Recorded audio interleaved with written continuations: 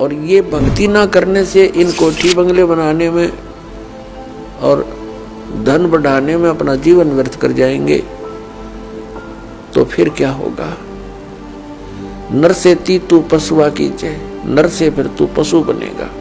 नर से तू पशुआ कीजिए, गद्दा बैल बनाई, अरे ये सुंदर भोजन का मन गोरे कि तो कुर्डी चरने जाई। ओए होए।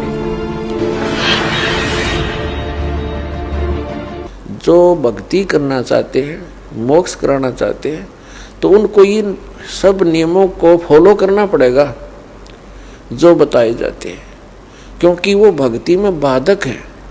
और जो भक्ति बाधक है आप उनको भी साथ लेकर चल रहे हो, तो आप ऐसा कर रहे हो जैसे किसी पशु के गल में लठ बांध दिया करती था मोटा रस्से में गाल के। अब वो चल नहीं सकता उस स्पीड से जैसे उसे चलना चाहिए, चल गट्टियां पर लग गए। तो आप जी इन मर्यादाओं को पालन ना करके और भक्ति रूपी मार्ग पर चलने की चेष्टा करोगे, आप नहीं सफल हो सकते। तो इसलिए हमने ज्ञान के आधार से इन बुराइयों को, इन कुरीतियों को और सांसारिक परंपराओं को भी त्यागना पड़ेगा, तब हम इसमें सफल होंगे। फिर अपनी बड़ी स्पीड से चलेंगे।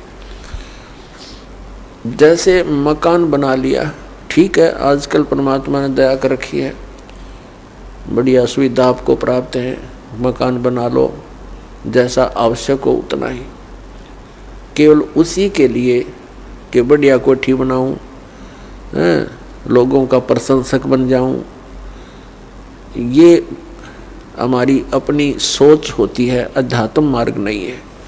तो मकान बनाओ जितना आवश्यक हो और जितनी आपकी जेब अलाउड करती हो, आवश्यकता से अधिक खर्च मत करो। हमारे पूर्वज आपने देखे होंगे, हमने तो खूब याद है, झोंपड़ियों में टाइम पास करके कई कई पीढ़ी,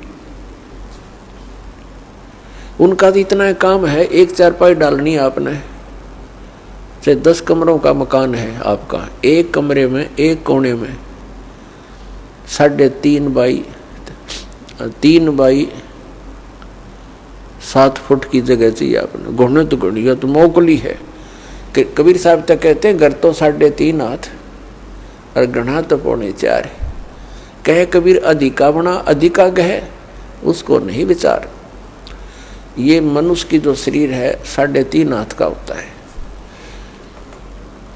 परमात्मा कहते हैं आपने घर 3.5 हाथ की आवश्यकता है, घना बनाओ तो 4.25, अरे से फालतू बनावा है तो मूर्खता है तेरी।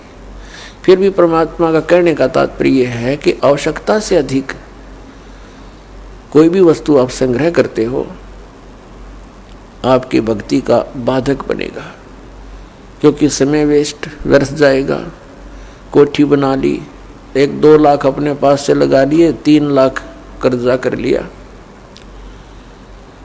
अब जब तो कर्जा ले लिया, ऋण ले लिया, पता नहीं चला, 1 महीने के बाद मांगने वाला आने लग जाएंगे, चैन गई, रात न नींद आवे नहीं, और भक्ति का भी नाश। वह कोठी के काम आई आपके। तो इस प्रकार हमने भक्ति मार्ग में जो बाधाएं हैं उनको त्यागना पड़ेगा। अब क्या बताते हैं, परमात्मा ने हमें कितनी सद्बुद्धि दे रखी है, और ये भक्ति ना करने से इन कोठी बंगले बनाने में और धन बढ़ाने में अपना जीवन व्यर्थ कर जाएंगे, तो फिर क्या होगा। नर से तू पशुआ कीजिए, नर से फिर तू पशु बनेगा। नर से तू पशुआ कीजिए, गद्दा बैल बनाई, अरे ये सुंदर भोजन का मन बोरे कि तो कुर्डी चरने जाई। ओए होए। अपने आत्मा इतना कुछ सुन के भी हमारे यह बात अंदर जगह बनाती नहीं, क्योंकि हमें ये सब सुविधाएं उपलब्ध है और हर समय है, और ये तो आपके अंतिम सांस तक आपको रहेंगी जब तक मनुष्य जीवन में हो। क्योंकि माता पिता बच्चों को जब तक वो कॉलेज स्कूल नहीं छोड़ता वो सुविधा देता ही रहता है, और जो बच्चा उसका सदुपयोग ना करके आता है तो फिर वो बहुत दुख उठाता है।